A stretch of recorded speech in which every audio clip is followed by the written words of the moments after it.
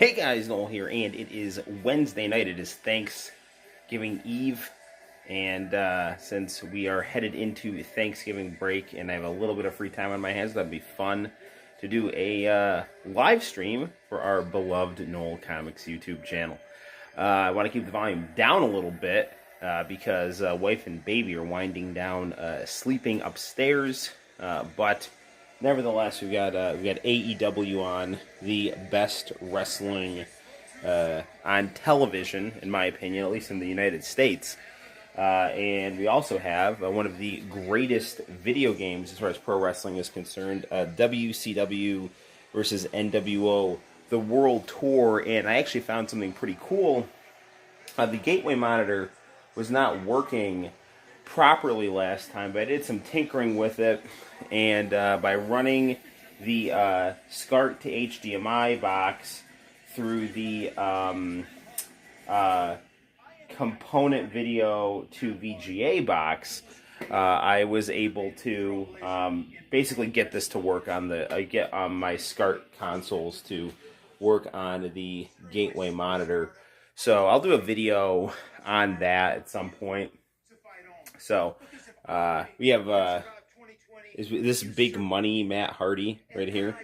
So I'm gonna, as far as AEW goes, I'm a little puzzled as to how they're booking Matt Hardy. Man, I'm a little behind on AEW. I didn't even realize that Hurricane Helms debuted on AEW. I just saw a segment with him there. But yeah, I don't know. Matt Hardy was so over in TNA or Impact as Broken Matt Hardy, and now in AEW he's kind of playing with this character that kind of organically shifts between the different Matt Hardy personas. And I like that idea, but at the same time, I would probably want to anchor that in Broken Matt Hardy, because Broken Matt Hardy is, as far as I'm concerned, one of the best professional wrestling characters of the last 10 years, easily, if not the best professional wrestling character of the last 10 years. I'd probably give that honor to Kenny Omega. I'm a big Kenny Omega fan. But nevertheless, Broken Matt Hardy, very cool. And I'm a little bit at a loss as to, why he's not featured more heavily in AEW. Diego Konnichiwa-san. Konnichiwa, Diego-san.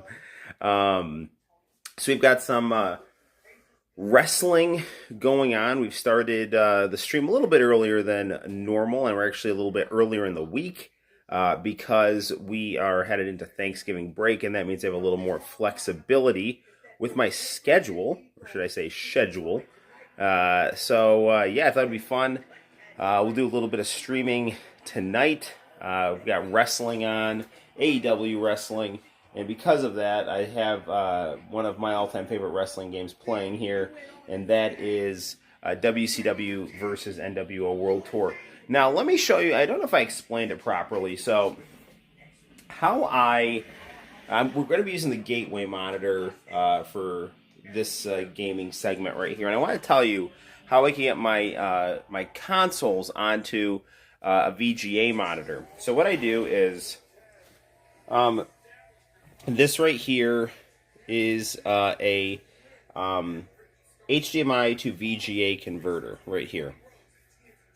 It also has a component video conversion option to it. But for the purposes of what I use it for, I use the VGA. I think I misspoke earlier and said it was component to VGA. It's HDMI to VGA. Okay, so you want an HDMI to VGA converter. And that'll take an HDMI signal and turn it into a VGA signal. Okay, so then what you do is you get a SCART to HDMI converter, like this one right here, and you plug your SCART in, you put the HDMI to outgoing, then you put the HDMI out into your HDMI to VGA converter, and voila, you have this awesomeness right here.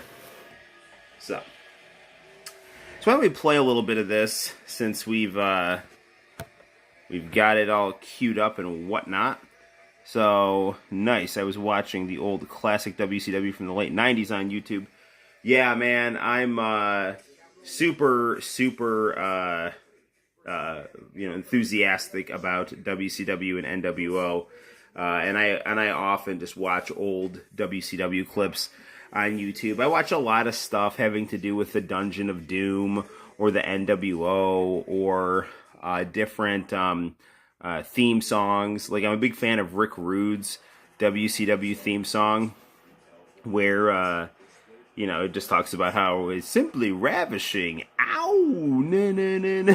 So, Rick Rude and Sting both had really, really, really, really good early 90s WCW theme songs. Probably my favorite, though, would be Brian Pillman's Blondes Have More Fun. That was fantastic. That song is one of my all-time favorite wrestling theme songs. And, of course, Hulk Hogan's American Made was also a very good wrestling theme song. On the topic of wrestling, I would like to point out earlier in AEW tonight, I was able to catch, and I'm still catching the episode of Dynamite tonight, even though I have been interrupted a couple times with family issues. They're all fun family issues, like my son won't go to bed, like that's the family issue. Kenny Omega is finally being booked as a main event character, which I think is fantastic. So I'm super excited about that. He's going to be fighting Jon Moxley for the AEW Championship next week. He did a really good job with Omega coming out. He had girls in aerobics costumes dancing with brooms. Really good, extravagant, nerdy, badass bad guy. Good stuff from Omega. So if AEW books him properly, I think the sky's the limit for them, because I think Kenny Omega is the best wrestler right now. He has the it factor, and he looks good. He's good in the ring. He resonates, I think, with a lot of people who are fans of the 1980s video games and comic books and anime in Japan. So if people who are into those things are drawn to Kenny Omega. So he's one of those people that's very exciting, and that's pretty rare, because not a lot of people, I think, make connections with a lot of the current pro wrestlers. I mean, AJ Styles is really cool, but he's in WWE, and I just think WWE is, pretty canned and stale, Kenny Omega, definitely, I think he's the best right now, and I'm happy to see him in the heavyweight title picture. So, let's grab our controller here. Okay, so normally we have our video game consoles going on the JVC professional video monitor. But I have been really excited to find out that I can actually hook up my classic gaming consoles to this Gateway PC monitor, and they look really, really, really good on both of them. And I'm just kind of in the groove of doing the PC right now, the PC monitor. So we'll do some exhibition bouts here. We'll start off with single, and we can always see our cool roster of characters right here, the Ultimo Dragon. What is my favorite match from late 90s WCW? That's an excellent question, Diego.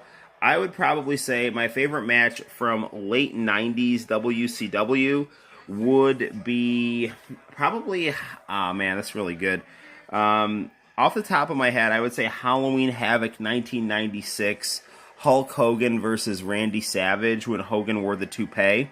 So Hogan had this completely new look, where he had a full head of spiky blonde hair, which was obviously a toupee, because he's iconically bald, and it looked really good. He looked like a freaking lunatic, like a vain bad guy lunatic with that spiky blonde toupee. And Randy Savage grabbed the toupee, and Hulk sold it he didn't realize it was gone, and then once he realized it was gone, he got all angry, and then Randy Savage put on the toupee and started beating him up. It was fantastic. Other really good matches from WCW that I can think of in the late 90s. They didn't do it a lot, but Great Muta and the Giant, when they hooked up, I thought they had some really good matches. And I really like the Hulk Hogan Bret Hart match from the 1998 Nitro. It didn't have a solid finish, but the match itself might be my favorite WCW match for the time that they were actually fighting, because Hogan was actually using his Japanese style against Bret Hart. So the same way that Hogan wrestled Muta, Hogan was wrestling Bret Hart that way. So that was a really good match from WCW. Let's see, what other really good matches in WCW were there? I'm just trying to think. I mean, obviously, the Hogan Sting at Starrcade 97 was very iconic. But obviously with the botched ending, or the awkward ending, I would say, that was, definitely, kind of a problematic match. I don't know, man, there's lots of good matches, but it's hard to, kind of recall them. There's a really good tornado tag match, with the Outsiders, early on, where, Hall and Nash, got both tagged in, and it was thought that they would have to fight each other, and then basically, I think it was like Hall lay down, and then Nash went to go cover him, and then the bad guys all just ran in the ring. So that was really good. Chris Jericho had a lot of really good matches in WCW. Hogan and Diamond Dallas Page had a really good match on a Nitro, so that was really good. Obviously, all the NWO run-in segments were phenomenal. What's my favorite moment in WCW? Well, there's a lot of them. Definitely, I want to start off with Vader teleporting out of the Dungeon of Doom. That is one of my most hilarious favorite things ever. Paul Orndorff, having visions of what was his name? Gary Spivey, the psychic with the white afro. I thought that was hilarious, and him having thought bubbles of that guy. That was one of the freaking most hilarious things ever. Hogan going into the Dungeon of Doom to, I guess, try to, attack it, and then the Giant busting through the wall. There was a really good segment. Hey, Arrow! Yeah, thank you. I hope you have a good Thanksgiving as well. Yeah, no, well, I had no school tomorrow, so, and my family actually went to sleep a little on the earlier side, so I figured, what the heck, let's do a stream. So we got AEW on, we've got some, WCW versus NWO, going here, so.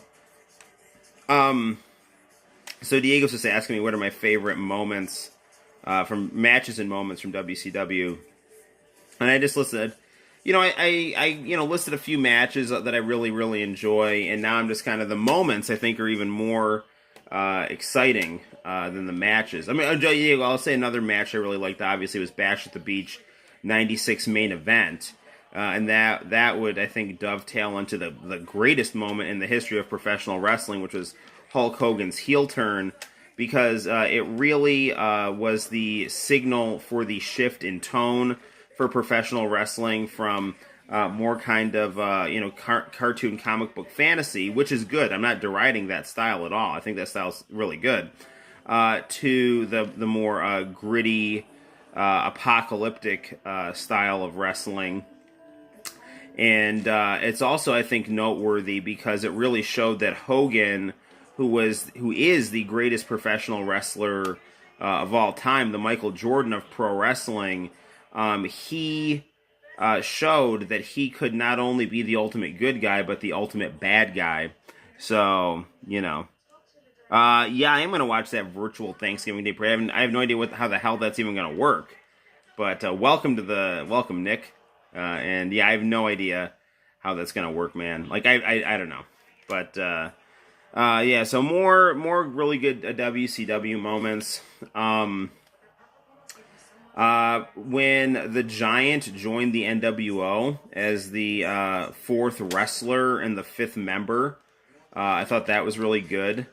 So, the previous Nitro, Ted DiBiase had shown up and, said did like 1, 2, 3, 4. So DiBiase was the fourth member of the NWO. He was the financial backer of the NWO. He was the Ted Turner of the NWO. And then the Giant ended up being the fourth wrestler member, the fifth member overall. And the segment was really, really good because I want to say it was like a Four Horsemen Dungeon of Doom match. And what ended up happening was, it was like an okay match. And then like the NWO came out, right? So Scott Hall comes out and Mongo starts going after... Oh, no, I said that wrong. Hulk Hogan comes out. So Mongo starts going after Hogan, and Hogan is just like kind of backpedaling. He's like, "No, brother, I don't want any trouble from you, man. We're cool, man." And so then Mongo's like walking up to Hulk like he's gonna do something, and Scott Hall like just kind of comes out of nowhere with this like Muay Thai elbow to Mongo. So Mongo's like laid out, and then Hogan, Hall, and Nash like hit the ring and just beat the shit out of everybody. And it looks like stuff is starting to kind of turn in WCW's favor, and then the Giant comes out, and everyone just assumes that the Giant's going to help the Dungeon of Doom, because the Giant is in the Dungeon of Doom, and he ends up joining with the NWO, and it's really interesting, because Hogan and Giant had always been rivals, and now they were... together, and then the Giant does this like hilarious attempt to cut a promo where he does this like almost like Shakespearean soliloquy but like really clumsily about how Hogan took him to his mansion and showed him all this stuff, and like he's just going through this laundry list promo that really isn't making a whole lot of sense, and Hogan keeps trying to like reel him in and get him to like kind of get to the point or change the subject or take it over to protect him. And then so Hogan will do that, and then when there's a pause, the Giant will start cutting the promo again. He's like, "I went to Hulk Hogan's mansion and I didn't see one Harley Davidson. I didn't see 2 Harley Davidsons. I didn't see 3 Harley Davidsons. I saw 4 Harley Davidsons." And then Hogan will like have him, he's like, "Brother, you can have all the Harley Davidsons you want. We're gonna destroy the WCW. Well, Hulk, I saw that other Harley Davidson." This is like, it's really funny. And then so Hogan basically just like, I don't know, he keeps trying to like reel the Giant back to reality, and it's really funny and fun to watch. And another thing about that promo that I really like is the fact that like Hogan is essentially like he's just as strong as he is as the yellow Hulk Hogan, except he's Hollywood. So it's like he's using all of his insane power for bad instead of good, and it really adds a lot of tension and despair to the segment. It's really, really good, man. So that's another really great segment of Nitro. Hogan's first, Diego, another really good match, and like Dave Meltzer, who's an idiot, will piss all over this, but I actually really liked Hogan's first match as Hollywood Hogan against the Giant. So before the Giant turned to the NWO, he was the WCW champion, and Hogan beat him. And then after he beat him, like, it was kind of like Hogan was too strong for him, so he just joined Hogan. And Hogan, I don't know, he had a lot of really good ring psychology. He just like acted like a bad guy, trying to run away, being really sneaky. And then at the end of the match, when they finally got the belt and tagged it with the NWO, and Hulk was just like acting like just this insane monster in the ring. It was really great. It was an interesting match and a great segment combined. So yeah, I mean it's just the best, man. The WCW is my childhood, and it's, as far as I'm concerned, the best wrestling ever. And I was a big fan of it, even when during the so-called bad period Of which there was still, I think, a lot of good stuff. Even in 2000, I thought there was still some good stuff in WCW. I would highlight 3 Count. I thought 3 Count and Tank Abbott were hilarious. I really liked the Millionaires Club versus New Blood storyline. I thought that was really good. I obviously liked anything with Hogan. So I thought, Hogan was legit still the most over guy in WCW toward the end. So Hogan not wanting to lose to Jeff Jarrett. I think that was not, I think, just Hogan playing politics. I thought that just legitimately made a lot of sense. Because Jeff Jarrett was, and I like Jeff Jarrett, but Jeff Jarrett didn't really come into his own until TNA. Hogan was definitely, and it still is, more popular than Jeff Jarrett. So, I think a good match where Hogan kind of gives Jarrett the rub of, Jarrett makes the match really competitive. Jarrett's a legit threat, but, he's not good enough to beat Hogan kind of thing. So, put him over in a way that makes him look good, where, he could even maybe build up to beating Hogan at some point down the road when he's ready, or just still have him in the mix. But he was not ready to beat Hulk Hogan in that 2000 Bash at the Beach main event. So, I find it interesting how many people actually grew up with wrestling and still love it.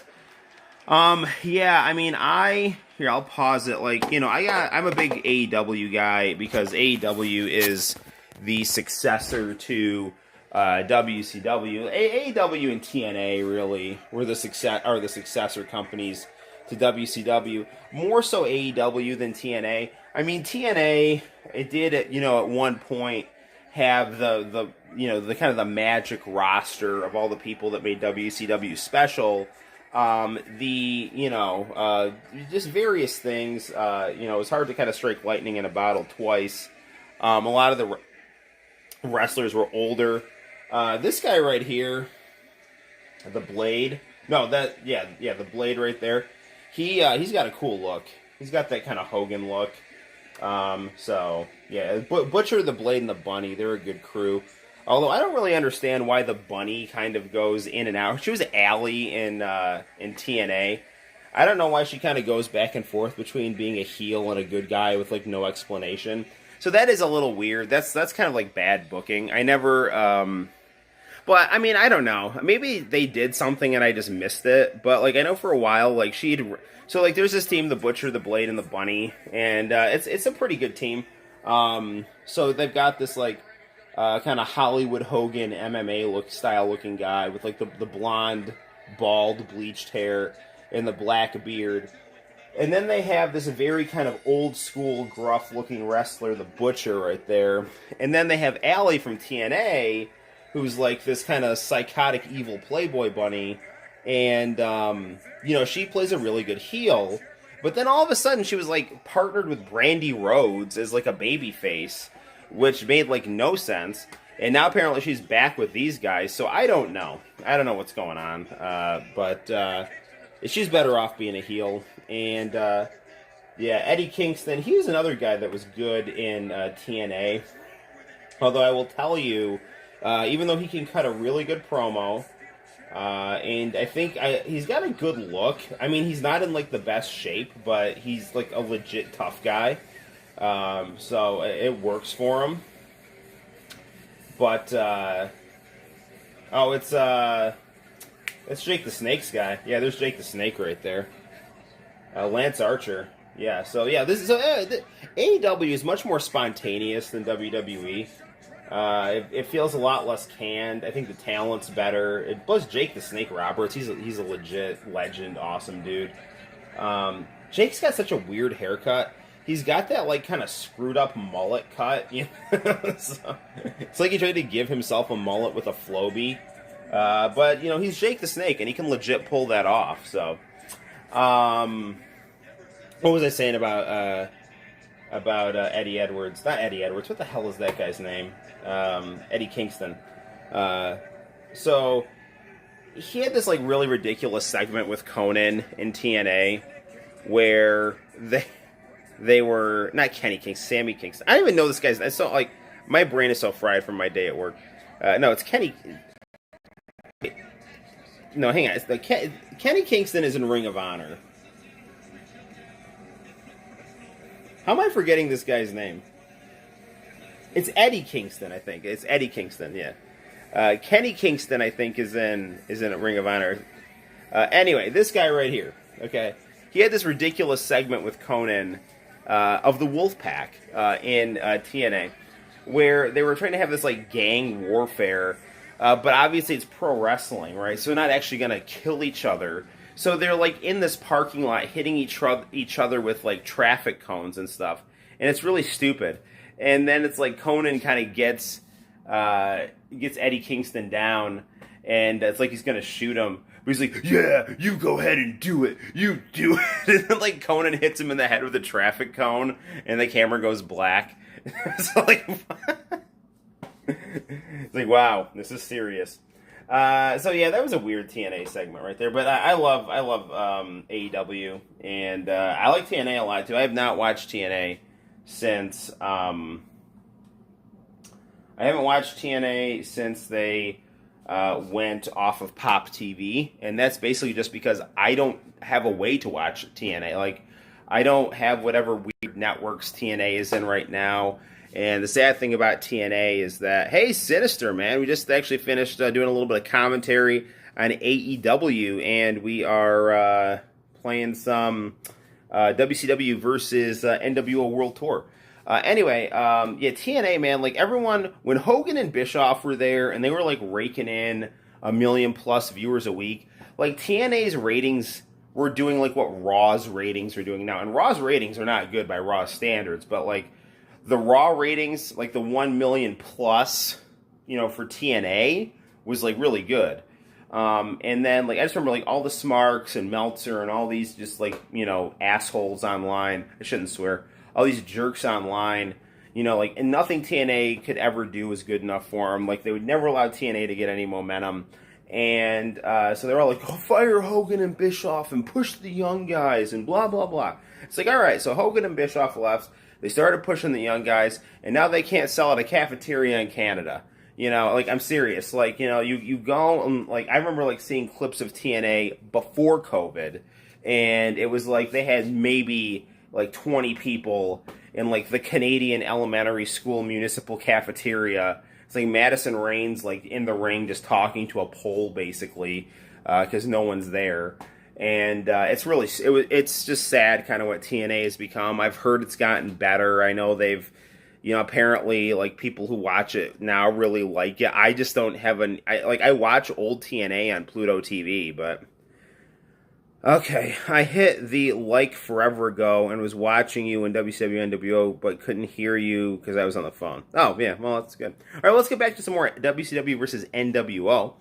We got Fake Sting, one of my all-time favorite WCW characters. Huge star in New Japan Wrestling.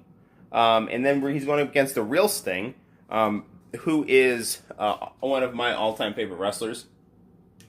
Probably my second favorite wrestler of all time would be Sting. Although, if he was in a fight, like with the NWO Sting, I would probably root for the NWO Sting, just because NWO Sting is so cool. Impact had the right young guys before, but they're all pretty much gone, and a lot are not so young anymore, like AJ. Yeah, but, I mean, yeah, I agree with you, man. Jeff Farmer is, yeah, Super J. Fake Sting. Yeah, if Fake Sting and Real Sting got into a fight, I would root for Fake Sting, even though Real Sting is like my second favorite wrestler of all time. And meeting him, like I was like a schoolgirl when I met Sting. NWO kept disrespecting Fake Sting. No, I don't say they disrespected him, man. Like, I mean, not at least that I remember. I mean, I do remember that there was a period of time where, like, the Real Sting walked around with the NWO when he was a free agent, and he would just kind of, like, walk around disinterested with the NWO, and he had that NWO shirt draped over his shoulder, and he, like almost didn't even acknowledge that it was there, but he was kind of giving him a chance. So, I mean, they kind of phased out Fake Sting during that period, but NWO Sting, like, they always kind of, like, even when he got beaten up, they'd kind of, like, help him up and stuff like that. And then when he was in Japan, he was, like, really popular. So, And they basically just kept him in Japan because he was so popular in Japan. Because I don't know, he's got a cool look. He's talented, and he's like Sting, but he's like got like a, I don't know, kind of like an evil, like bad vibe to him, and like he's got that like big nose that like, I don't know, it works for him, you know. Uh, when real Sting changed his image, so did fake Sting. Yes, that is true, and I think that worked to fake Sting's advantage. Fake Sting and Masa Chono are a great team. So I just wish they did. I just wish they pushed Fake Sting more in WCW.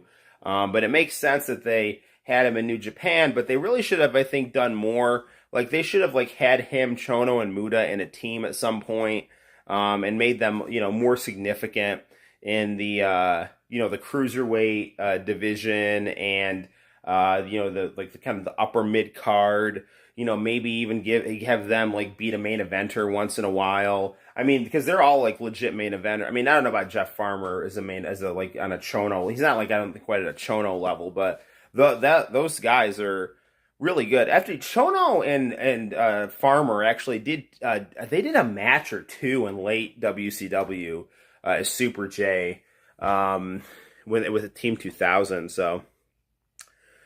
Not only is Fake Sting better than Fake Taker, Fake Sting was, I think, a really good parody of the fake Nash and Diesel.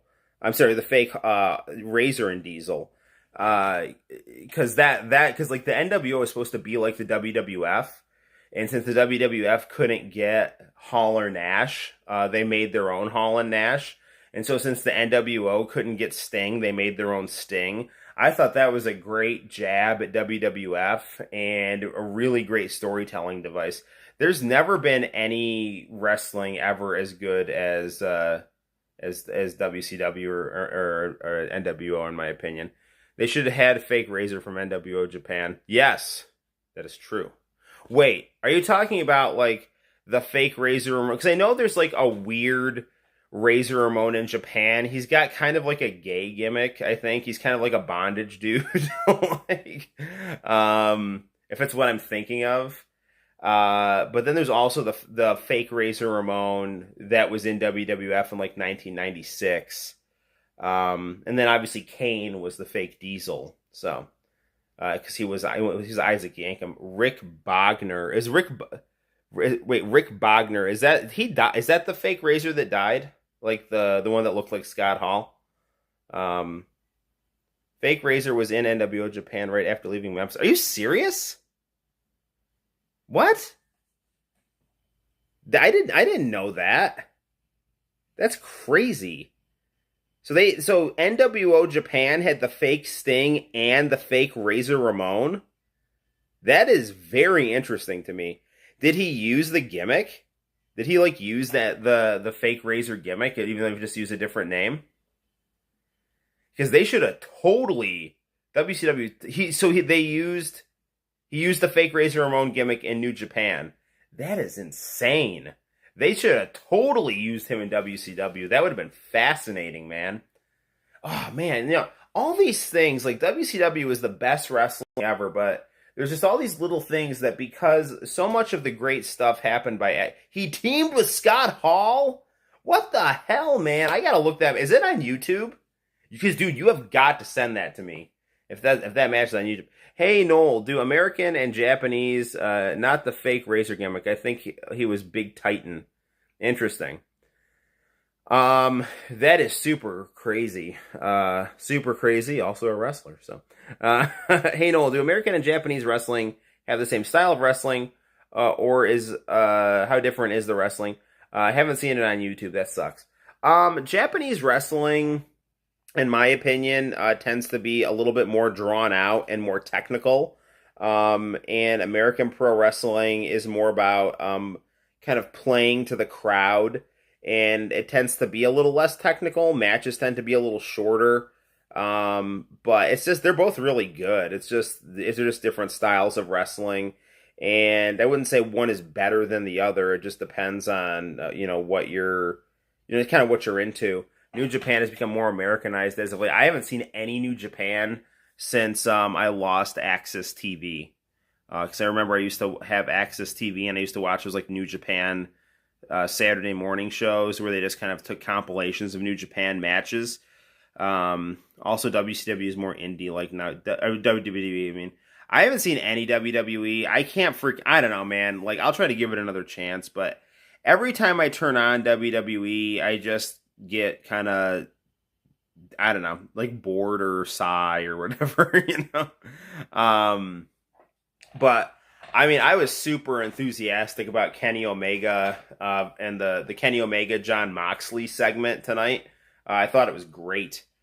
So that was really, really good. I'm super happy that Kenny Omega is in the main event picture.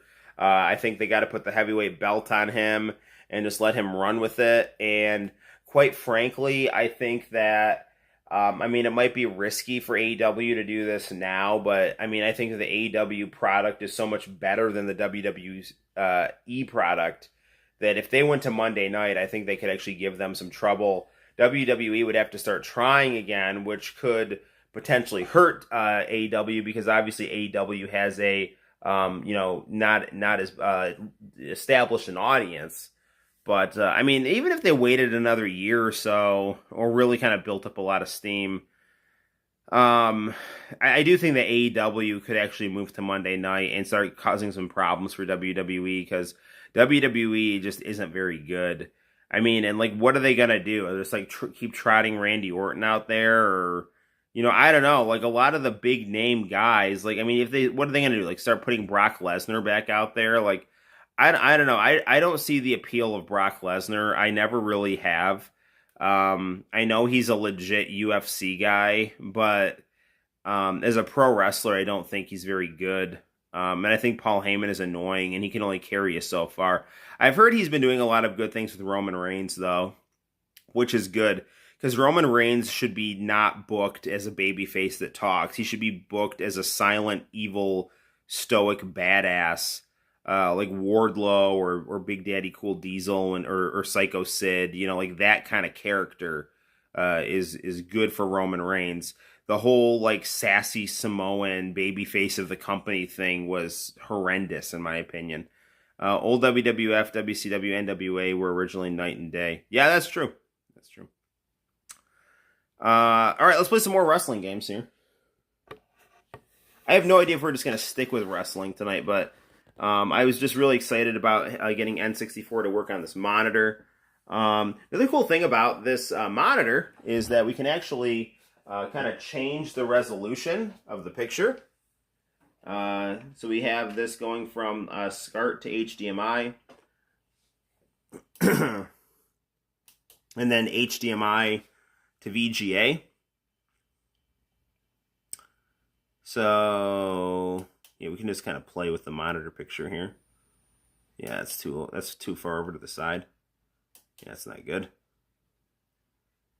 So that's, yeah, we'll just go with this, I guess.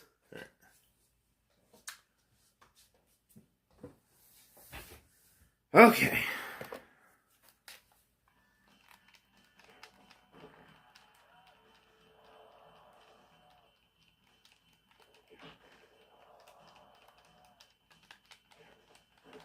So, did Fake Razor and Fake Sting ever team up in New Japan? That's what I'm curious about.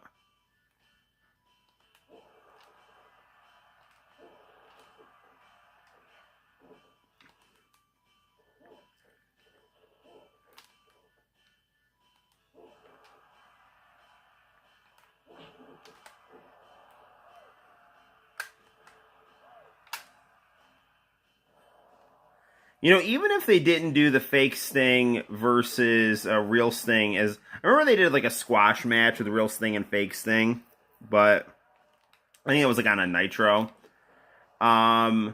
They should have, you know what I would have done for them? I would have done like a legit big match in Japan, and then see if that could actually build into something stateside. I just feel like a lot of what WCW did that was amazing happened organically, and they didn't completely realize the formula in terms of like how they were getting what they were getting. And you know, when Vince McMahon came back, I think they didn't even realize completely what they did to almost drive him out of business. So that's why I think there were a lot of missteps creatively. I think the biggest thing though probably was the fact that Eric Bischoff couldn't really focus on creative very well because of all the corporate drama that was going on. And also he had kind of, as from a teacher's perspective, he had definitely lost control of the classroom. So obviously he seemed to have lost the respect of a lot of his talent, and it was a not a great situation to be in, where you don't feel like you have creative control and can do what you're best at doing because of all the kind of the corporate drama, and you don't even know what you're supposed to be doing because you're a business head, but you're a business head in a machine, and the machine is working against you. So you're more focused on what the machine is doing. But when you do that, you're neglecting the product, which is what you're there to actually, make work. And it's hard to make it work because the talent doesn't like you, because the talent's mad that they're not being booked the way that they want to be booked. And it just seemed like a gigantic mess for Bischoff to deal with. So when he had to really step up and counterpunch Vince, he had a hard time doing it. But even the stuff that, was not, firing on all cylinders creatively, I still thought was quite good. So, I honestly, I really do think the Attitude Era WWF is kind of overrated. I like it. But my whole thing is I liked Attitude Era WWF because I turned it. I didn't watch WWF from start to finish. WCW was always my base, and if I ever thought there was something boring on WCW, I would turn to WWF. But if you ever watched WWF from start to finish, I don't know. I thought some of the stuff was kind of flat compared to. I thought WCW had a lot better matches. It had a much better mid card, and it had better talent. And what WWF would have is every so often there'd be something really exciting that really, really hit on the tastes of the viewers. And then, they did have some excellent writing as well. They really did write themselves back into relevance, and Vince Russo should get credit for that.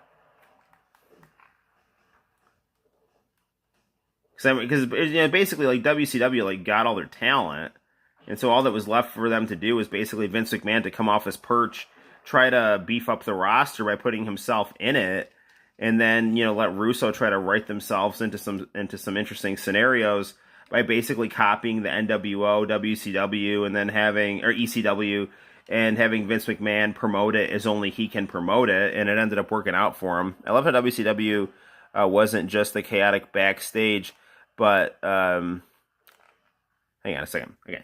I love how WCW wasn't just chaotic backstage, but was that way on TV at the same time. I understand if it's too personal to talk about in front of your students, but do you ever have issues with your administration or coworkers? Honestly, if I did, I wouldn't talk about it on here, but I will tell you, nothing that really bothers me. I actually, especially the people in the building that I work with, overall, I actually really like my coworkers, and I legitimately very much like my boss. My boss is actually a family friend. He co-taught with my mom for a long time. And that is, I don't think he gives me any special treatment or anything like that. He's definitely, if I've done something wrong, he'll tell me about it, and, you definitely know that you've done something wrong. But I think he's very fair, and I think that because he was once a teacher, that actually really helps him to be able to relate to a lot of the nonsense that teachers have to deal with. So I like the administrative people in the building. And, I don't know, my coworkers, I think we're all in the same boat together, and we all get along because of that, and we all have different personalities, but I don't think any of those personalities are toxic personalities. So, I consider my coworkers, friends, so I'm pretty lucky. I like the people that I work with. Obviously here and there, there'll be, kind of differing of opinion, and, you don't always quite understand why that differing of opinion happens.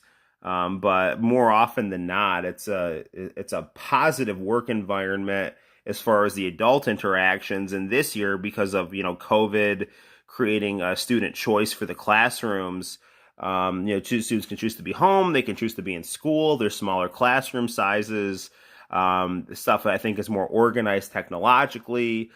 Kids like screens. I'm used to being like a person that teaches and communicates through a screen because of YouTube and multitasks because of YouTube. The year's been going really well, and my stress level from the kids is pretty non-existent because I don't know, so far so good. I don't want to jinx it though. It's only November though. If we can keep this up through March, we'll be sitting pretty. One of my coworkers really didn't like each other or management. I say nothing negative about my coworkers or bosses. I have opinions, but I want the best for everyone. Yeah, that's the right way to be, man. All right, let's see if we can beat real Sting here. He's making a comeback. That's not good.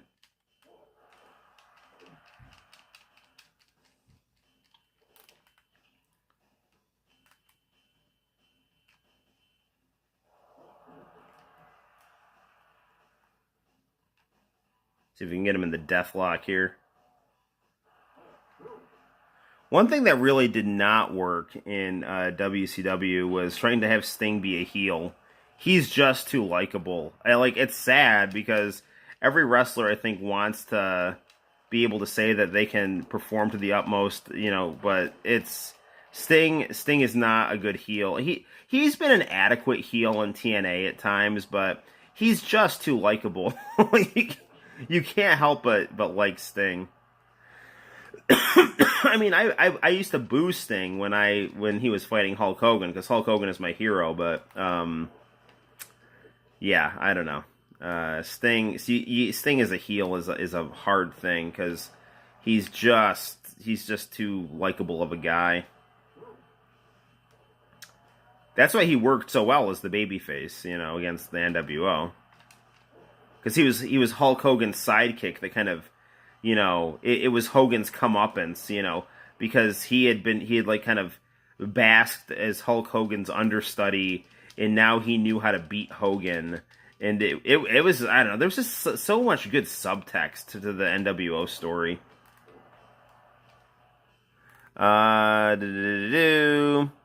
See, my immediate group of coworkers aren't bad now. I work for the state, so we have some issues periodically with administration.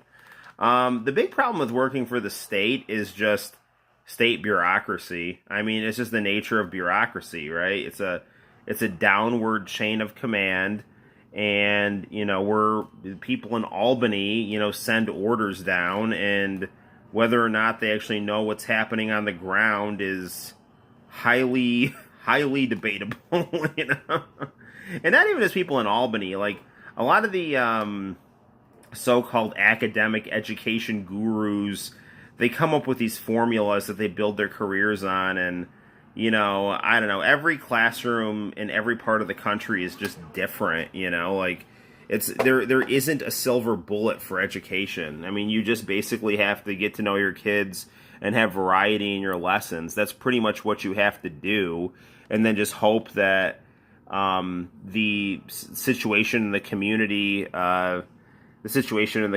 just doesn't lend itself to just total dysfunction outside of the school. Like if like kids are coming from homes where their parents are giving them really bad examples of behavior, it's going to be hard for the kid to not be a jerk in school. But the kid has every bit of responsibility. This is my thing about that kind of situation is like, look, you can either copy your parents' bad example or you can rise above it. And if you're copying it, you're complicit.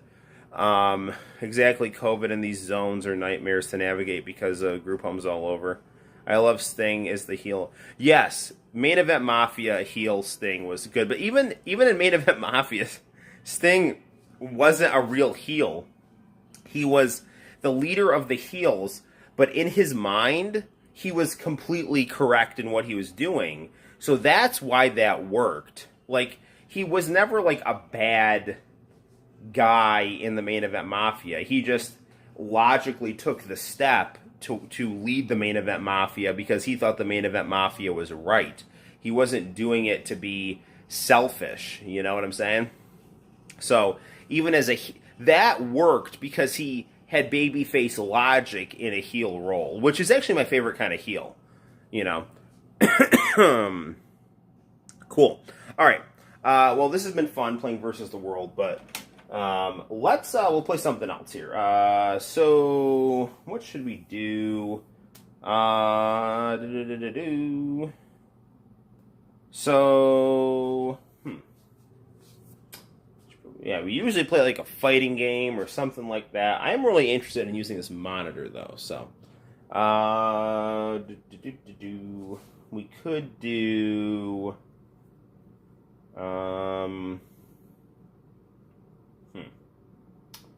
try to do a Sega Saturn game. We could try to do well, there's Final Fight Revenge. That's a weird game to play. There is Vampire Hunter. X-Men versus Street Fighter. That's really good. You know what we should do? Let's play some Marvel superheroes versus Street Fighter. Sting was objectively correct about youth disrespecting their elders. This is true. You'll notice on the Sting poster I put each one of the companies Sting worked for. WCW, NWO Wolfpack, TNA, and the WWE. So, also, TNA heel Sting was right about Hogan, but it wasn't revealed until much later. Yes, and that didn't... See, but the thing is like, that TNA heel Sting, when Hogan came in, that still was the problem, because, like, it doesn't feel right to boo Sting. You know, he's too nice of a guy, so. Alright, I'm gonna set up my my camera like so. Actually, we'll just go on a little field trip here. So, put the Xbox and the PS4 right here. So we can do a little bit of rearranging. Okay. We could also play some Xbox One. I do have the Xbox One on. But we'll queue up the Sega Saturn. We'll check out how the Sega Saturn looks on this monitor. N64 looks good. Looks really good. I'm actually kind of almost tempted to play Mario 64 on this. Heel Noel. If I was a heel, if I was like a heel in pro wrestling, I would be like a funny heel. I don't think I could actually do that, like, I'm a bad guy in a business suit, and I'm better than you. Like, that's not me. Like, what I would do is, like, I would be, like, a stressed-out person that comedically insults people. Like, I cannot believe the level of stupidity in this crowd. You know, I stay up all night working on a promo and getting in shape, and you have the gall to boo me, you can all go to hell. You know, like, that's kind of the character I would be. And I'd have some kind of teacher, you know, kind of person. I'd have like kind of like a Matt Stryker, Santino Marella, you know, kind of vibe. Like, that's kind of the type of wrestler. Chris, like, you know, heel Chris Jericho in WCW, like that kind of character. And I mean, I think that's the kind of wrestler I would be. I could see you being like I could see you being like a badass heel, like a Mabel or something, like, you know, like that. I'm sure you're not as like crazy big as Mabel, but I could see you being like kind of like the big badass guy, you know. Get in the Nation of Domination. Trump is like a heel that went face but kept his heel tactics. That is correct. I always say that Trump is the synthesis of Mr. Burns and Hulk Hogan. There's no way around it. So, I'm also really tempted to play some Vampire Hunter, but we're gonna play some Marvel Superheroes versus Street Fighter. Marvel Superheroes versus Street Fighter. Yeah, it's crazy. I don't even know if Trump even went babyface. I just think the Democrats went so bad that so, like, Trump was here, okay, and the Democrats were like right here, and then they like went, you know. So I think that's kind of the situation we're in right now. The Democrats have just like dropped off the face of the earth in terms of, I don't know, like, you know, apparently Obama just did an interview on the Breakfast Club where he was like crapping on Latin Americans who voted for Trump. Like, what is your, like, what, like, dude, like, I'm so sick of the Democrats, like, doubling down on being a-holes, right? You know, if you lose a group of people who don't vote for you, maybe what you should do is, like, look in the mirror and say, what did we do wrong? Do these people have, like, a legitimate perspective? And they're just saying, like, no, screw you. We're gonna punish you for disagreeing with us. Like, that is the most, like, kind of immature, petty stuff. And in their minds, they think, like, oh, well, Trump was immature and petty, and he beat us, so we'll be more immature and petty. And it's like, it's that kind of, you know, infantile, immoral, you know, opportunistic logic that just makes the Democrats increasingly insufferable, in my opinion. But to each their own. He talked about cages. Yeah. Well, you know, the ICE, the former, I think he's like the former ICE director. He did an interview on Fox News. He's kind of like a big bald guy, like kind of big chubby guy, beard, kind of bald. And he basically said that, you know, under Obama and Biden, what they would have him do is kind of like the Alien Gonzalez thing, where it's like he just have the kids ripped out of the homes and then throw them in a cage. Kind of thing. That's just what he said, you know. But listen, obviously, I mean, huge reform needs to happen to America's immigration policies. But the idea of just kind of, you know, blaming everything on Trump and then acting like Obama is some saint is one of the stupidest things I've ever heard in my life. I have strong opinions about Dave Chappelle's situation, but I don't want to force them on here.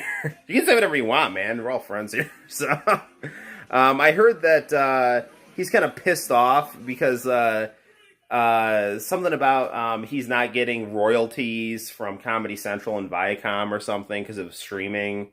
Because streaming language wasn't put in his contract or something along those lines. So, I don't know.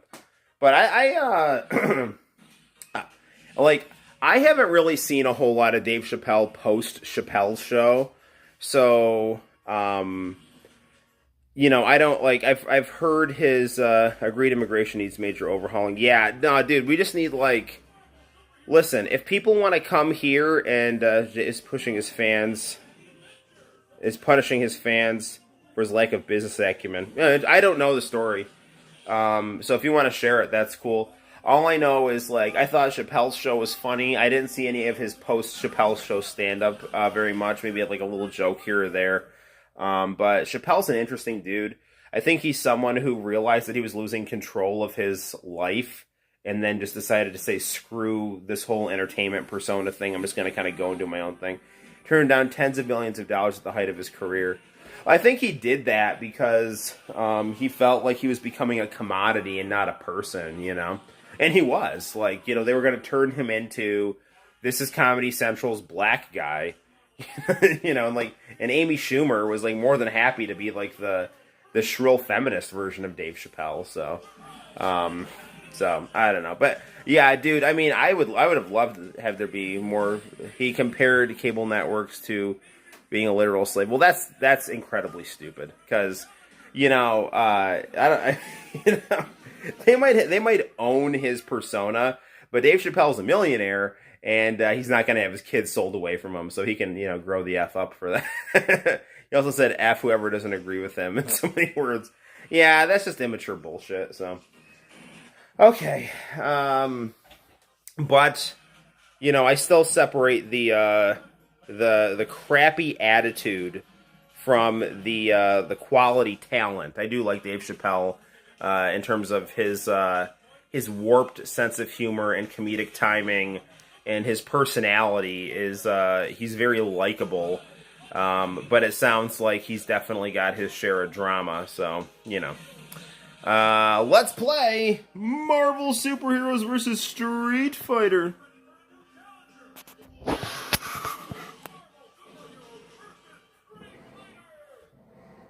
Alright. Oop. Okay. I'm gonna fiddle a little more with the resolution here. This is a good resolution. But let's just see what else we can do with this thing here. I'm like a kid with a new toy. Alright, so, right here. So this right here is 800 by 600. This right here is 1024 by 786. It's a little more letterboxy a little bit, I guess. 1280 by 1024. That's pretty good. Yeah, let's do this. I think this is probably the best we're going to get here.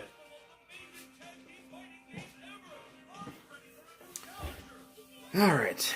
I was Dave Chappelle fan since Half Baked, at least. I never got into the Dave Chappelle stoner persona. I just thought his show was funny. Like, obviously, Prince playing basketball. Rick James. Just all. I mean, I don't know. I just really liked his show. I thought it was really funny. The R. Kelly stuff.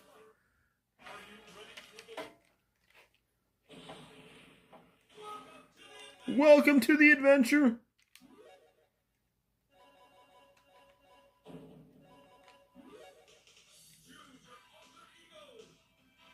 Alright.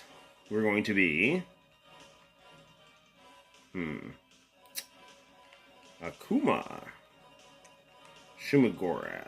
Let's be Dark Sakura. And Wolverine! Man, this monitor and these old consoles look fantastic. Sorry, left for a few seconds. My friend/brother left me a voice message on Instagram dissing Dave Meltzer. Good for him. Yeah, screw Dave Meltzer. No, I don't. I mean, listen, I don't want to hate on Dave Meltzer. He's a smart dude, and he, has powerful opinions and connections in the wrestling business. But at the same time, it seems like he's like highly subjective and has a big ego, and so there's that.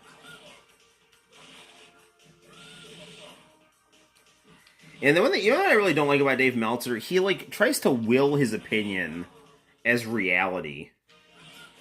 It's like Dave Meltzer's opinion is not the standard of quality in pro wrestling. Well, they will tell you he likes Kenny Omega, and Kenny Omega is my favorite right now, so. Tag, tag, tag.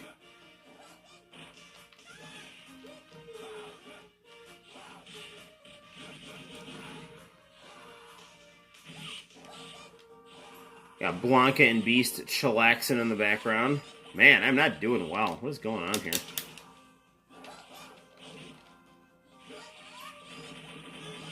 See if I can counter. I was trying to go for Weapon X, but I was way too close. There we go. Man, I wonder how Final Fantasy VII would look on this monitor. Martin. So right now in the game room, I have like everything is like, well, no, I was gonna say everything is like SCART or VGA or HDMI, but the Commodore monitor that I have, I don't have a way to actually access the RGB option in it. It requires some kind of a weird cord that I don't even know how to find. I'll try to do a new search for it though.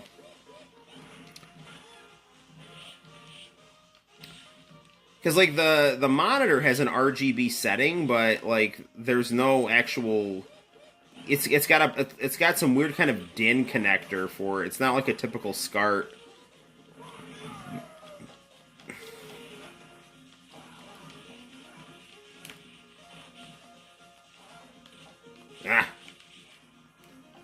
You and Meltzer both love AEW. Yeah, Meltzer's right about AEW. AEW is the only wrestling I watch, and it's not because I'm a snob. It's just because, like, I legitimately like AEW, and I'm not interested in the WWE that much. And I'd have no other way to watch TNA, and I don't know when Ring of Honor is on. So I saw that Mike Bennett went back to Ring of Honor, so that's cool. Mike Bennett in TNA was phenomenal. TNA's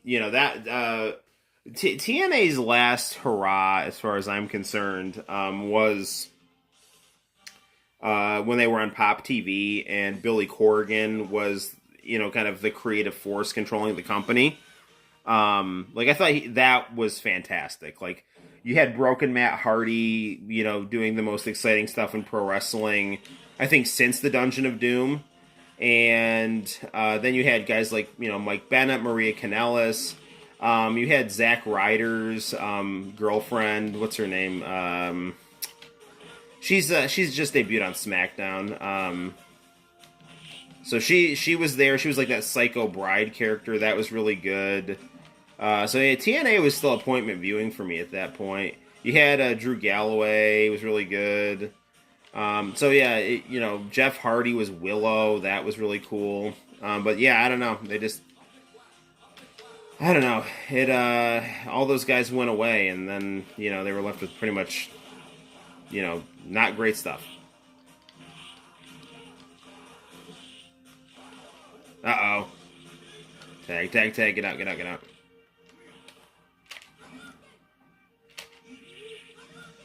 Wow, he teleported through my Shinku Hadouken.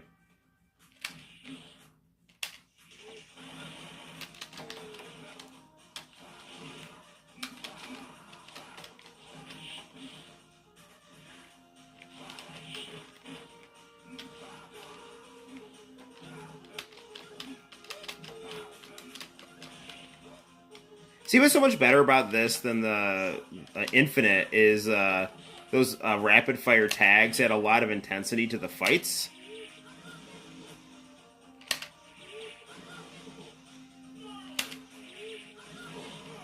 Okay, so we got Cyclops down. Darn it. Went to the well too many times there. I'm not going to win this here, I don't think. Almost had it. That would have been a good comeback. Going to charge my phone until it's time to call my ride to pick me up from work. Good night and happy Thanksgiving. Cool, brother. Thanks for stopping by. It's always good to hear from you. Thanks again for the King of Fighters game. I'll probably stream on Black Friday. And if not, I'll do another stream over the weekend, probably Friday. Just be on the lookout channel for a whole bunch of stuff and, have fun and enjoy the West Side. And if you feel like stopping back and I'm still online, you're always welcome, man. Cyclops and,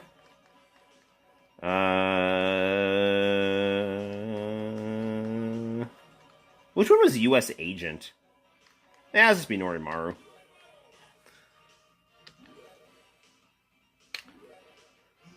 Mujua. Vega and Goki.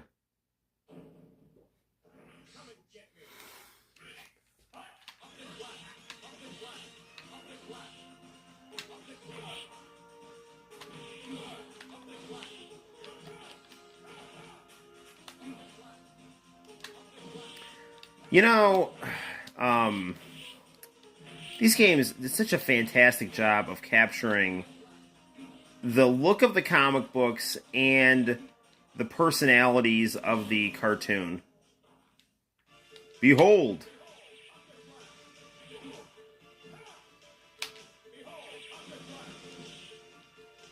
I've heard chatter that is there going to be some kind of like new Nintendo Switch, like a Switch Elite or something like that. I think Picky Old Gamer, who I don't listen to a ton, but he was saying something like what to expect from a Switch Elite. I don't know if he was just speculating or if he had heard something,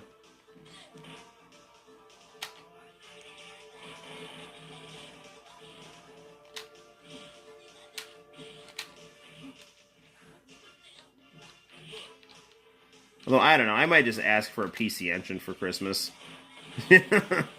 Hyper Strong Miracle Treasure!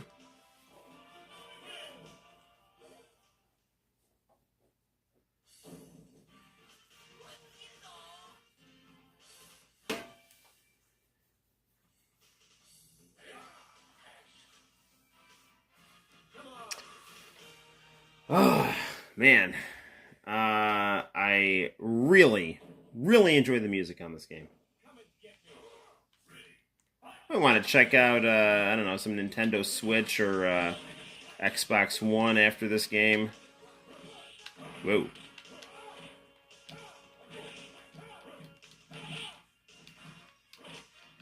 Man, Omega Red's music is just...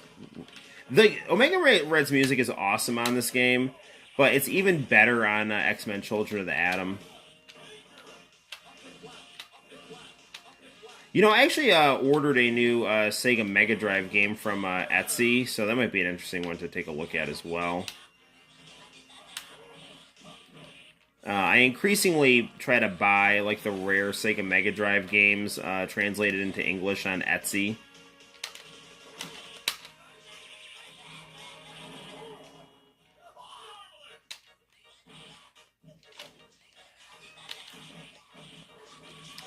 So my son, he always relates any random toy to like a character in a game like this.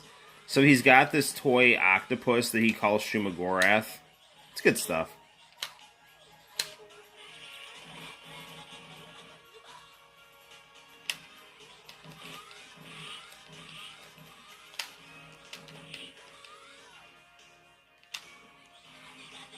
Oh, crap. He's going for a super move.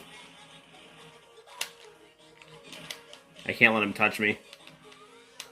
Because that will take me to the Chaos Dimension. Chaos Dimension.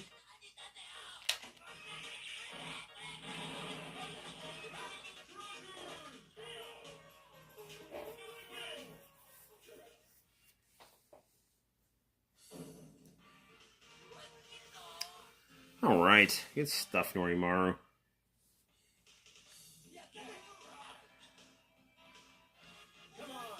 I also need to continue on with Catherine Full Body and Final Fantasy VII Remake. It's like that time of year where you have the first world problem of like, I really need to try to beat the games that I got the previous year before I ask for a bunch of new games for Christmas.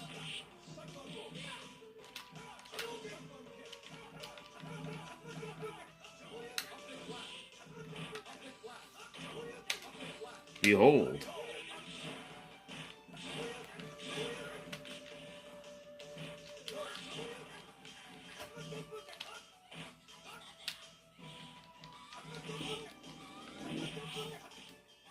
You know, it really is interesting being able to get SCART on this VGA monitor, because, you know, when you played games on emulators, you always saw how good they looked on the monitor on the emulator, but now it's like, you can actually do that with your consoles. You know, another thing I have to do is I have to review Final Fantasy VIII before I hit 900 subscribers. Because we're getting near that, thankfully, so... And after I get to 900, then, you know, it's 100 more before we can start having easy streaming on YouTube. We don't have to try to do the workaround of using Prism. Ah!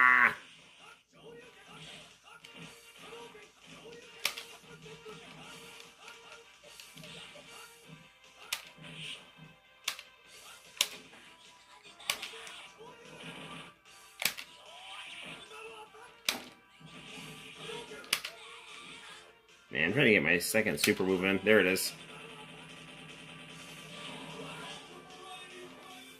Got it. Ken is no match for Ultra Variety Private Memories.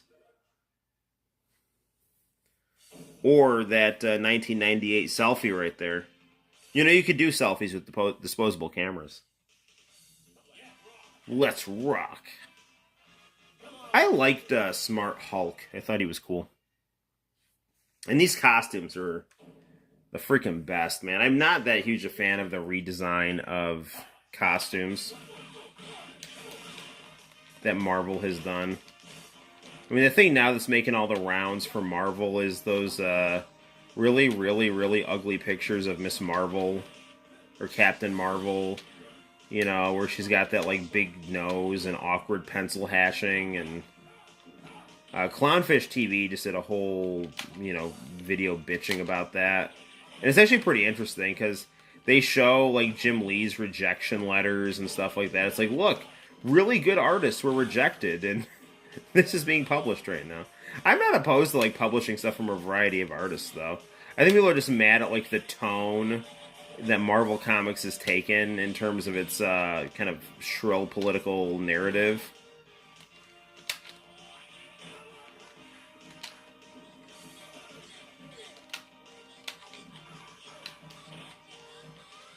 You know, it used to be like, you know, comic books like, these are cool people fighting for cool things.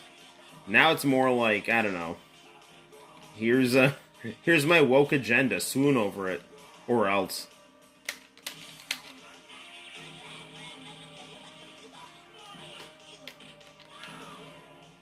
Alright, this is going to be a tall task here.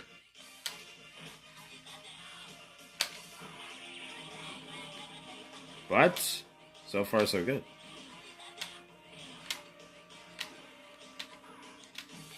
Ah, not good enough. See, I forgot I had Cyclops still in here. So actually should be fine here. That's gonna do it.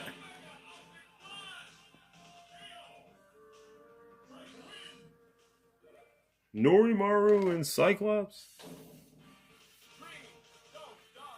Dreams don't die. Yes, that's a right attitude. Here comes Apocalypse.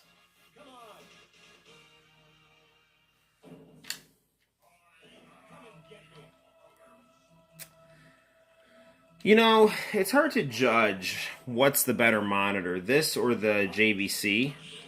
And they're both really good in their own ways.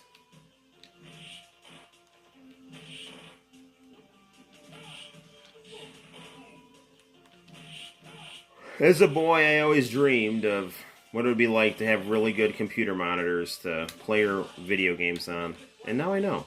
And it's amazing. It's everything I'd hoped for. Hey, I didn't tag in Norimaru.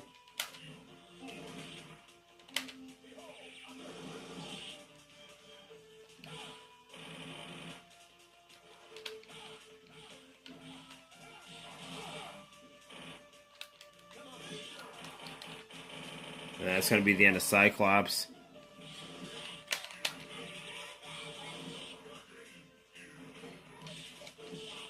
The key with Apocalypse is you just got to get behind his arm here. There we go. Before you could even get the drill out.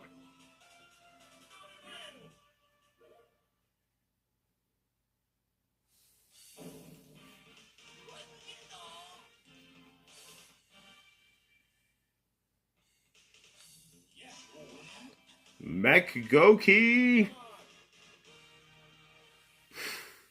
Now comes the challenge here.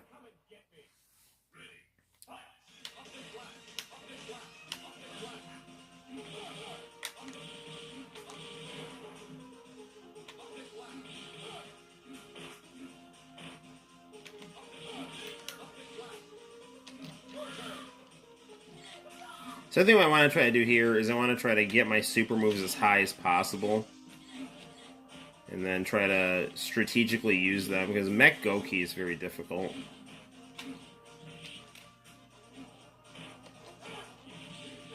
Man, block that. Man, alive.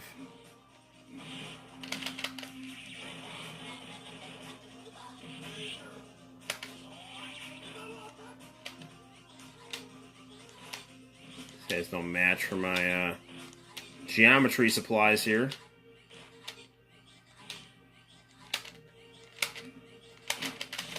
Dude, I couldn't try. I was doing my super move. It wouldn't even let me do it. Shush.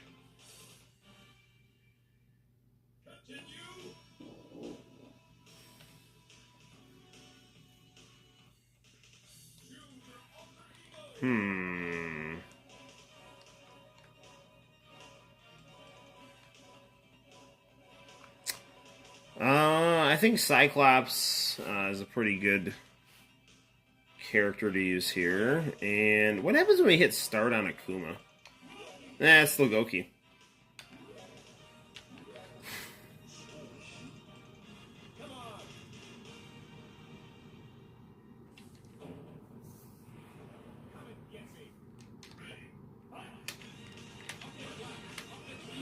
So I'll try to get some distance here. Try to keep Akuma away from us.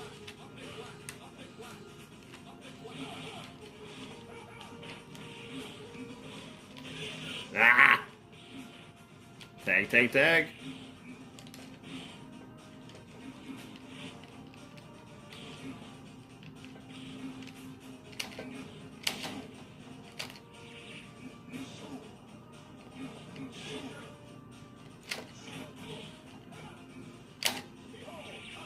There we go.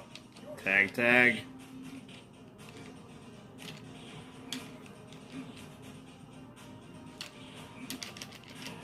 Man, I was gonna try to tag in Cyclops before that happened, but whatever.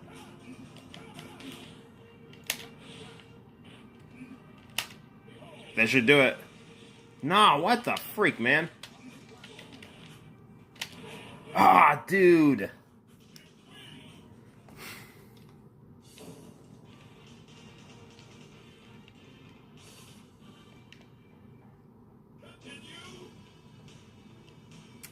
Very close.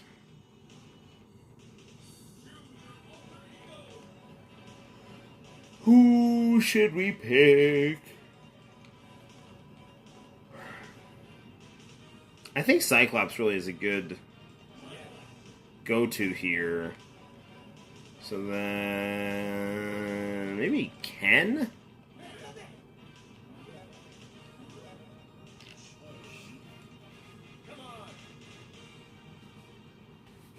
The artwork in this game is just freaking ridiculous. I mean, compare this artwork to the kind of nonsense in Infinite. It's pretty striking.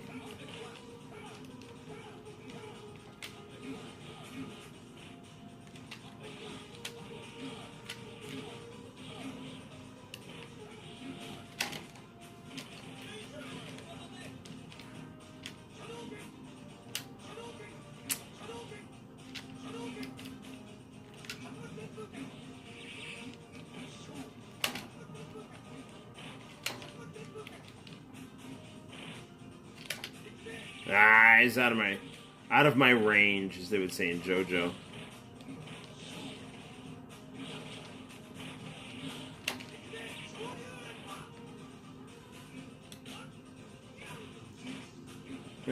Looks like Ken was probably not the best choice. It's more projectile based. Dude, I can't. I'm trying to like find an opening for my super move, and it's just not there. It reminds me of the cartoons. Yeah, you got that right, man. You know, this game is a freaking masterpiece. I mean, I was so floored by, you know, that this was like a better version of the cartoon. It was like everything that I liked about X-Men, but everything that I liked exaggerated to a positive extent. It's really good stuff. Ryu and let's do Hulk.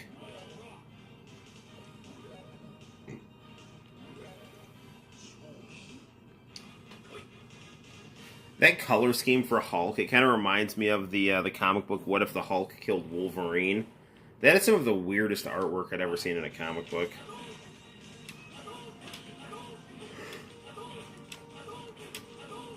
I wasn't really a fan of the style, but I respect the guy's skills.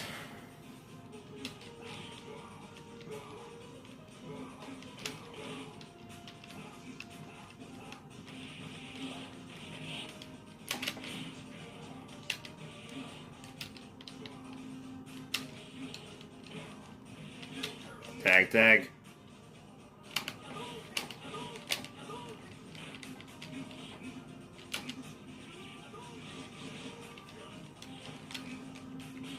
That was dumb. Bro, what the freak? It's like he knows I'm doing the super move.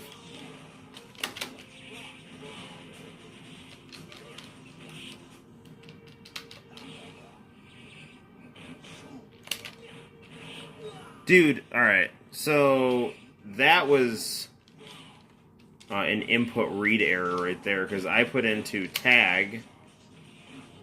I'm sorry, I put it into my super move and it made a tag. Ah, that would have been game, too. We'll get him. It's only a matter of time.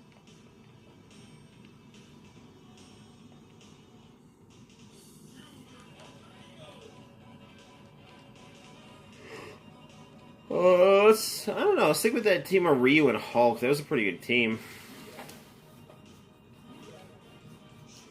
Shoosh.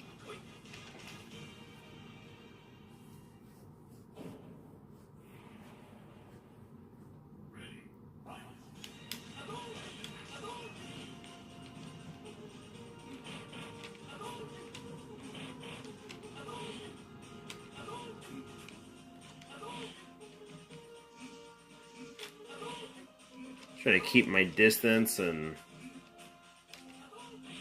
find openings. If I can keep him far away, then he won't. He wants to try to exploit any of his combo capability. And try to lure him into a situation like this. But his defense is pretty ridiculous here, so...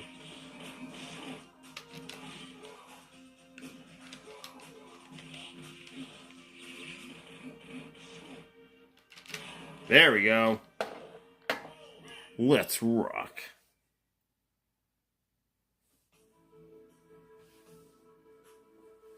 Happy ending here.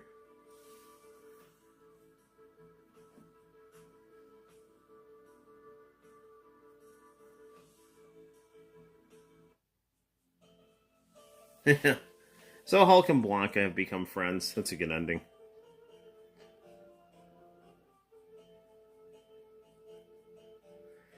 Yeah, I mean, Capcom did such a great job of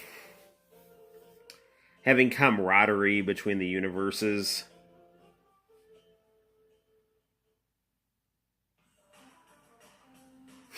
And now we enjoy our credits. Good stuff. I'm going to actually put this resolution back to a lower setting because this one I think is kind of... It's cutting out part of the picture here.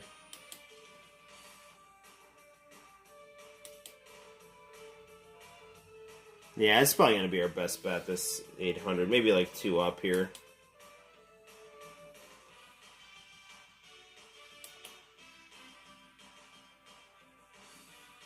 Yeah, no, that one's not right. You want to... So I guess we can do 2 up, and that won't make it scroll too far to the side. 1 more. Yeah, I think that's going to be our best bet there. Alright, well, why don't we do 1 more game for the stream? And since we've already got the Xbox One on, we should probably do something with that.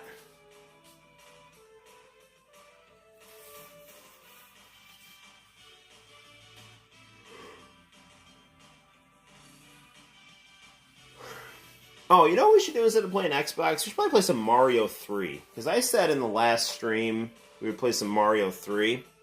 So we actually just got the Mario 3 cartridge for our Famicom, so...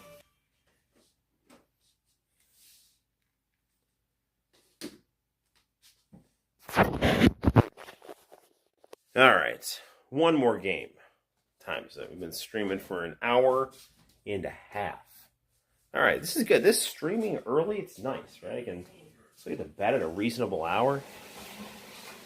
Alright, so we'll set up our camera right here in front of our trusty friend, the Amdeck Color 1. Alright, now, I'm going to zoom it in a little bit. There we go.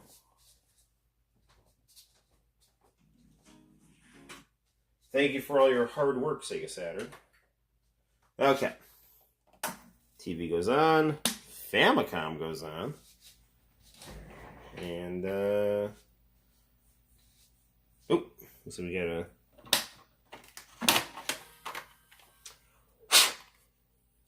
blow on that. There we go. Sweet, sweet Famicom.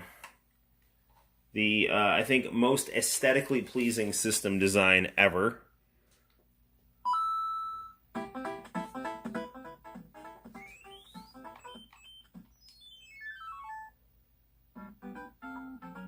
Alright. So we got the Mario 3 cartridge in the mail last week from Etsy. And, yeah, it's great. I mean, I do have Mario 3 on the Famicom Mini. And I do love my Famicom Mini. It's really it's probably my favorite present my wife ever got me. Definitely, I still have to beat Bumpin' Pro Sumo. Mario 3 I've always found to be a very relaxing game to play, even though I'm not very good at it.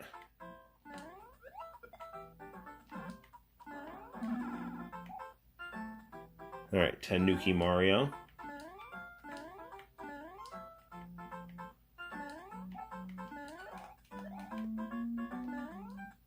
The thing I like about Mario 3 is the shortness of the levels. It's got a nice kind of pick up and play vibe to it. Whee! You know what else I have to play is I have to do a, I have to take a deep dive in some of those mobile RPGs I downloaded on the Switch.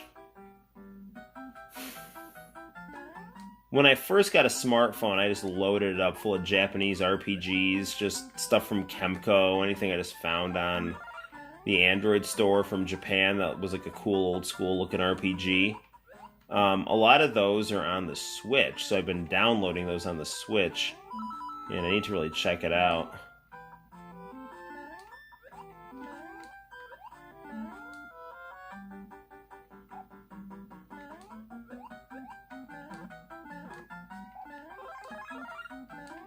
Boing, boing, whoop.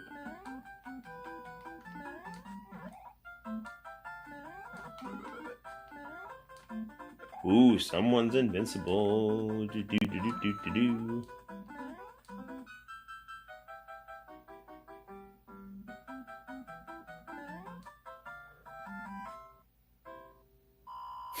Speed Mario 3 is running is crazy. You got that right.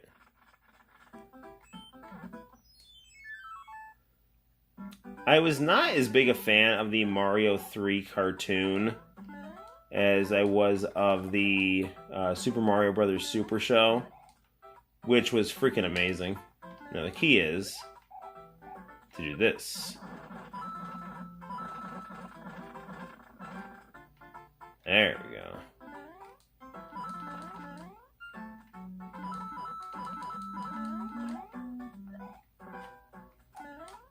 Now, there's a way, I think, to kind of slide under here.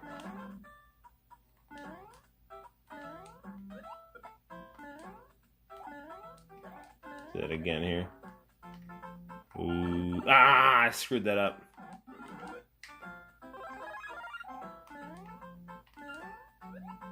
Ah, okay. Well, I was thinking... Actually, I don't even know what that would have been, but I knew there was something good under there, but...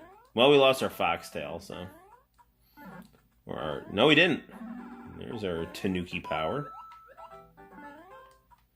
If you guys want to see a really good Mario 3 video, check out Guy Jillionaire's YouTube video on Mario 3. It's phenomenal. Everything Guy Jillionaire does is just great. And Sinister was talking about Dave Chappelle. I mean, I told you, Guy Jillionaire knows Charlie Murphy, or knew Charlie Murphy. Ooh, we got a card. 5 up. Well done.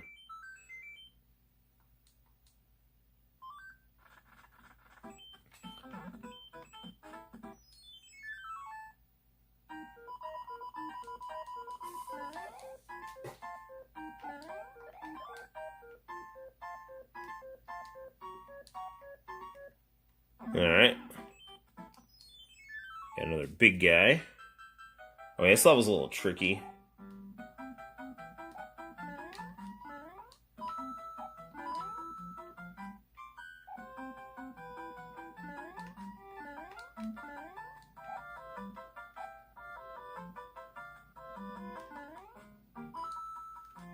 There's a risky jump there, but it paid off.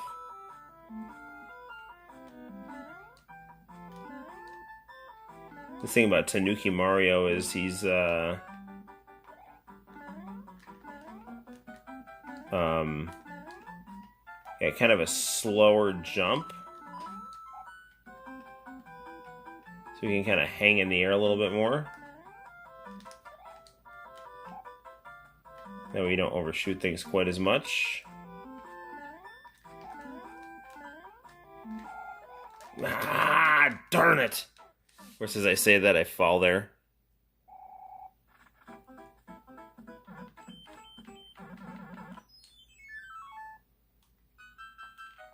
Well, yeah, a little Mario. And then, anytime I play Mario on Famicom, I want to watch the 1980s Japanese Mario movie.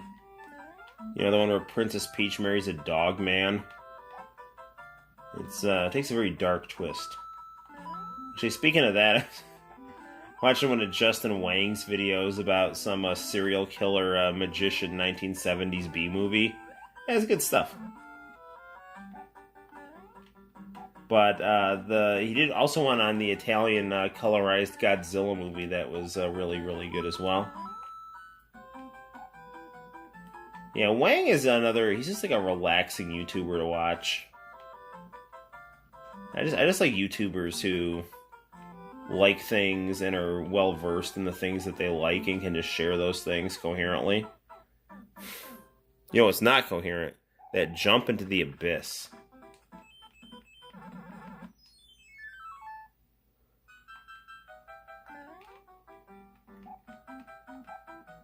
And 1 high, yeah, and 2 high, yeah.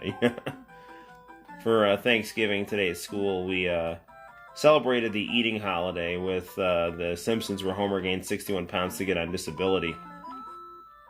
It's probably the best episode of The Simpsons. And we get the wonderful scene of Bart washing himself with a rag on a stick as a morbidly obese fellow.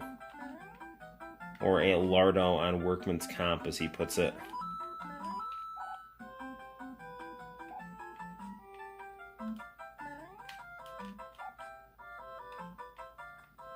Now comes the tricky part. 1, 2, 3, stop. 1. Yeah, that looks good to me. Stay away from that hammer brother over there.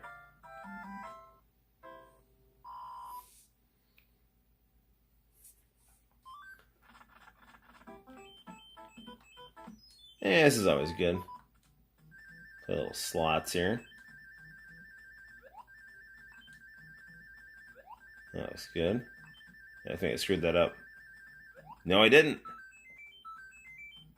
Yeah, we're having a good game tonight, as far as at least Mario 3 goes.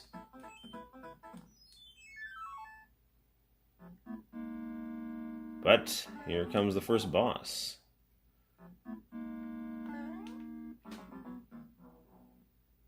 I think it's almost better to be small in these situations, because the ceiling will come down on you. Now, you will get an extra hit, though, if you are big.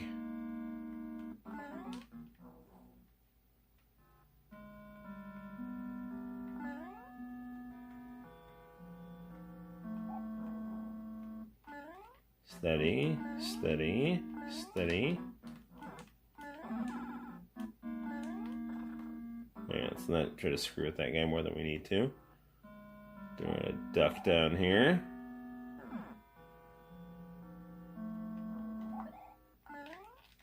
And damn it. Yes, this is the Famicom version.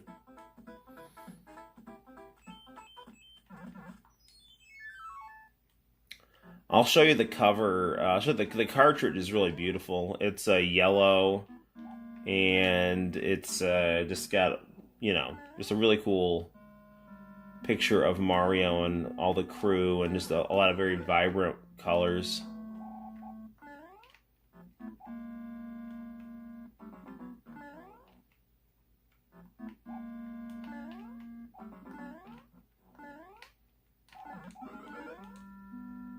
Well, that does me a whole lot of good.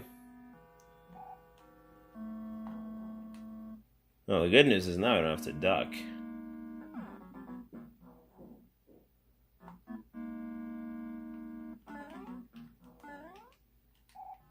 Okay, so we gotta stand right under here. And our door will appear.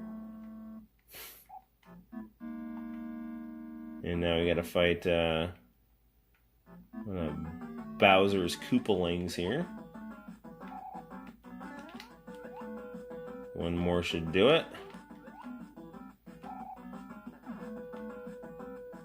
Haha.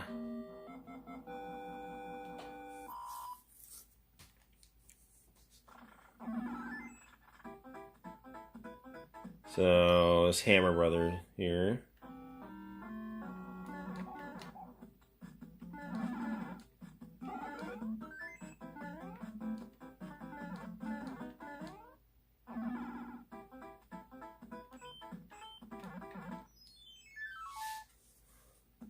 Okay, this one's a little tricky here. We're in some kind of like underwater cave, nighttime castle, interesting setting here.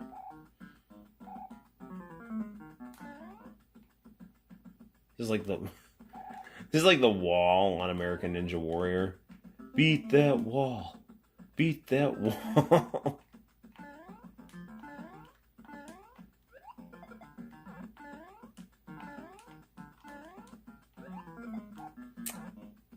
Next stream, we are definitely going to play some Christmas Nights into Dreams. Because that game is phenomenal.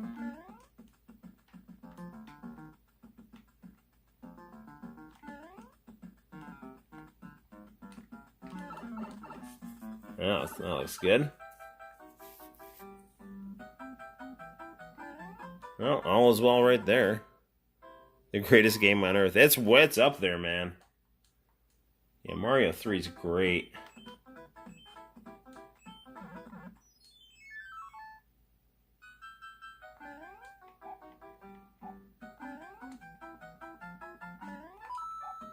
It's a little bit of an ambush going here.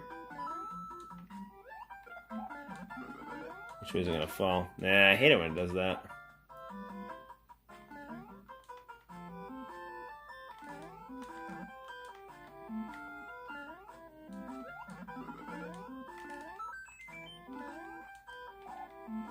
The good news is we keep getting extra lives, which is good. Which, in this situation, we may need them.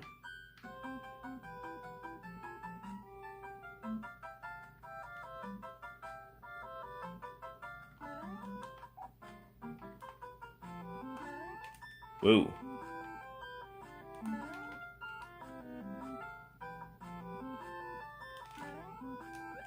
There we go. Nice. Well timed. Alright. I never had an original Nintendo, so I played this on the NES.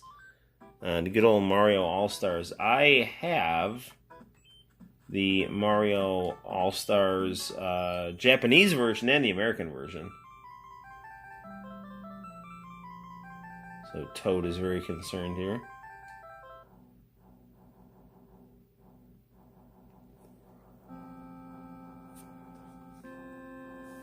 Yeah, I didn't have an NES growing up. I had a Sega Genesis.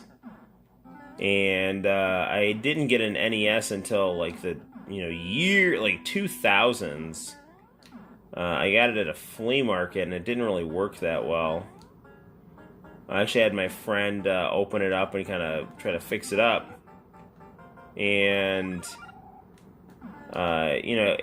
whatever he did, it worked for a little bit, but I ended up... I always knew the Famicom was cool.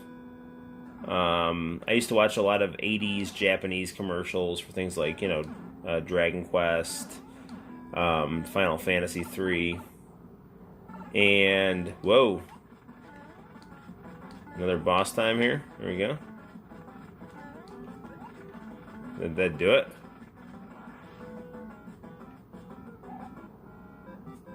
And then I stumbled across a YouTube channel called Famicom Dojo, and I really kind of fell in love with the Famicom as a result of just seeing how pretty it is, seeing how cool all the games looked. And I remember when I finally got the Famicom, I was just super happy with it.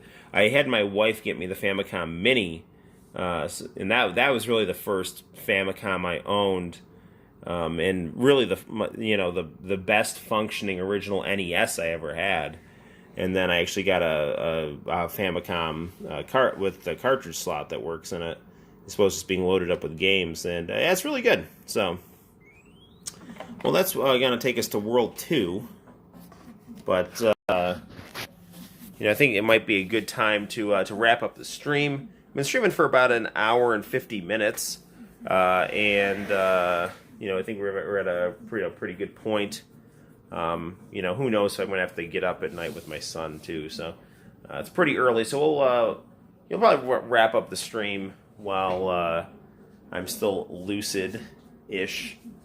And I'm sure we'll stream either Friday or Saturday. My guess is Friday. Thank you. You enjoy your Thanksgiving too. Everybody enjoy your Thanksgiving. You rest well too, man. Thanksgiving will be fun, man. Definitely looking forward to having some stuffing. I enjoy the turkey, and I enjoy the cranberry sauce, and I enjoy the mashed potatoes, but stuffing is, and I like stovetop stuffing. Like, give me some stuffing in a box, and I'll be happy. So you have a happy Thanksgiving, Diego. Thanks for everything, Arrow and Nick and everyone. So you all take care. I will see you guys in all likelihood on Black Friday. Maybe we'll pick up a fun video game to play, or download a fun video game to play on the stream. And I do need to review Final Fantasy VIII, because I do want to get that done before we hit 900 subscribers. I hope we hit 900 subscribers. So, slow and steady wins the race. I think right now we're at we're at like 873. So, we're getting there. All right.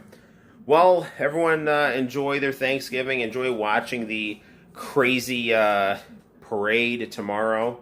Continue to decorate your Christmas trees. Have a good one. And until next time, guys, my name's Noel. Happy Thanksgiving, and bye-bye.